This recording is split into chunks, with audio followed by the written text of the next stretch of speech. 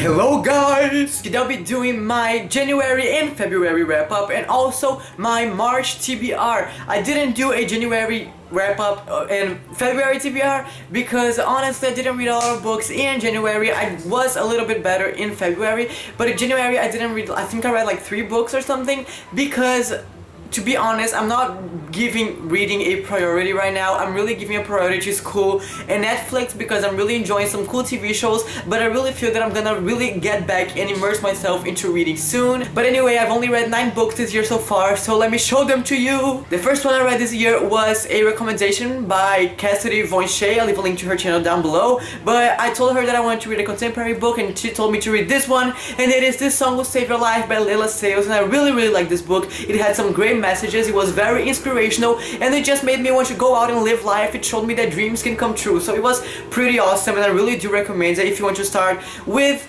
contemporaries but you want a light, fun, beautiful one that is not like super dark themed. Then I read Cruel Beauty by Rosamund Hodge, and I got an arc of this book through Edelweiss and I read it and did a review on it here on YouTube before it came out, so if you want to watch it the link will be down below. But I really enjoyed this book. I thought it was very unique, and if you want to know more about it you can watch my review. But overall I gave it 4 out of 5 stars because it was good, it was very entertaining. I did have some problems with the world building and the ending, but aside from that it was really good. Oh yeah, and I also gave This Song Will Save Your Life 4 out of 5 stars. I forgot to mention that. And then I started and finished a duology which I'm super proud about, and it is the Mind Games duology by Kirsten White. I read the first book, Mind Games, on my e-reader because I got the second book, Perfect Lies, as an arc again through Edelweiss, so I read both of these books in a marathon, you can say, and I very much enjoyed them. I thought they were super interesting. I thought though that they were too short and maybe a little bit too fast-paced, so because of that things that should have been more developed couldn't have been, like the world building, and some questions could have been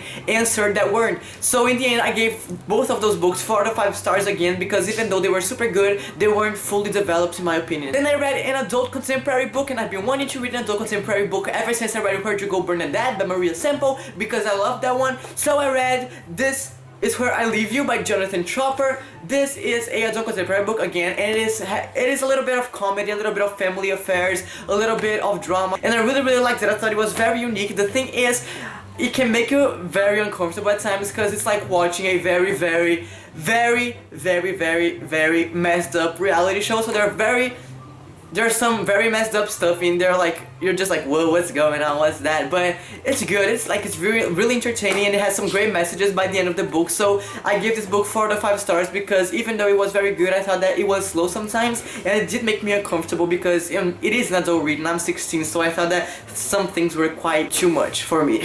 Then I read a book that I got in the mail, and I haven't hauled this book yet, so I will do it in my next book haul, and it is Something Strange and Deadly by Susan Dennard. If you follow me on Twitter, I posted my Twitter saying that I got this book in the mail, and if you don't, my Twitter link will be down below. But I just really liked this book. I thought it was very unique, and I really liked the fact that it was historical fiction, but it also had some steampunk elements and some necromancy elements and some mystery elements in there, so it had it all. It had, the romance wasn't a big part of the story, which I enjoyed because I hate when authors really focus on the romance. So I thought that this book was very good. I really liked it. In the end I gave it 4 out of 5 stars because I did think that the beginning was good and the ending was good, but the middle kind of dragged on at times. So I'm very excited to continue on with this series because I've heard the second and third one are even better, so I'm excited. Then I read a book from my Portuguese class, and it is A Escravizaura by Bernardo Guimarães. If I'm not mistaken, this book is basically about this Caucasian slave here in Brazil in the slavery times, which is very obviously unique and different. She runs away from where she is being kept, and she runs away to another city. She changes her name and she changes her identity, and it's just about her living her life and running away from her past. And I thought that this book was too short. It's only about 160 pages, and I thought that the ending was very rushed. I mean, like, the ending ends in a way that you're just like, what? Even though I did enjoy most of the book, the ending was kind of weird, so I gave it 3 out of 5 stars, I think because I was pretty disappointed with the ending and it was just too short. Then I read, and I still haven't hauled this book either, so bear with me, but it is Still Hard by Brandon Sanderson. I've been hearing amazing things about Brandon Sanderson's books, and I thought I would start with a YA book because I do read a lot more YA than I do high fantasy and young adult books, so I thought, you know, why not read a YA book and slowly merge into the Brandon Sanderson world, because I also really want you to check out his Mistborn trilogy. So I'm glad I read this one because it was super good, and I give it 4 out of 5 stars because, again, like the other books that I read, I thought it was super good, but it did drag on sometimes. Aside from that, very enjoyable, really liked it, cannot wait to check more of Brenda Sanderson's works. And then the last book that I read is actually a novella, and it is my first novella, but I did count it as a book because it,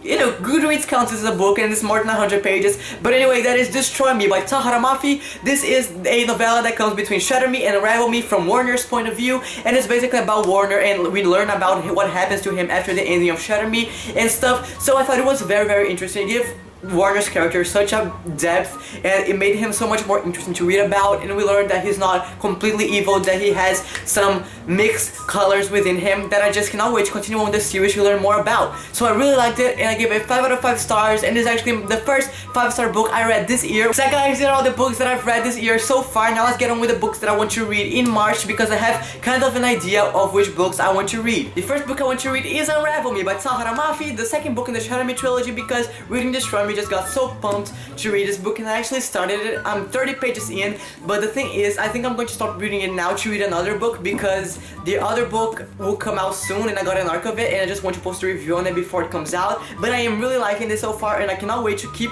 reading it. So remember that I said that I had an arc that I had to read, so I would stop Unravel Me. That arc is Panic by Lauren Oliver, and the fun thing is there's also a read along going on here on YouTube about Panic this month, I think, by Jessie the Reader and all those booktubers, and I am super excited to read Panic. I got an arc of it again through Edelweiss, and it comes out on March 4th, so I really want to read it and post a review here on YouTube before it comes out, because it just sounds super good, and it is a standalone novel, which I love, so I'm very excited to read it because I really liked Lauren Oliver's Delirium trilogy, so I think this one will also be great. I also want to read Side Effects May Vary by Julie Murphy, and I got this book again as an arc on Edelweiss, and I've been hearing amazing things about this book. I hear it's gonna be awesome, and it just sounds super fun, super funny, but also very deep and moving, so I really want to read it to see what it's all about, because I'm not 100% sure of what it is about, but I'm super excited to read it. So guys, are the books that I'm sure I'm going to read in March. Now there are some books that I want to read, but I'm not 100% sure that I'll read them, because I usually just go on my shelf and pick random books. But these books are The Book Thief by Marcus Zusak, because the movie came out and I really want to read it because I've heard amazing things about it and it seems super unique and interesting, so I want to read this one. I also want to read Out of the Easy by Ruta Sepetys, because I read Ruta Sepetys' Between Shades of Grey, which by the way I think is a very underrated book here on YouTube, but I just really like this book, that book, and I think this one will be also great because it is historical fiction, but it seems a lot more light-hearted than Between Shades of Grey, because it was a very intense read, and I think this one will just be a lot of fun. It takes place in New Orleans, I think in the 1920s, I'm not 100% sure, so I'm very excited to read this one and see what it's all about. Or I also want to read, Legion by Veronica Roth, because there's no explanation needed. I was spoiled by the ending, so I've been putting it off, but I just need to grab it and read it and be done with it. So guys, that is my January and February wrap up in my March TBR. Thank you for watching, guys, and I'll see you next time.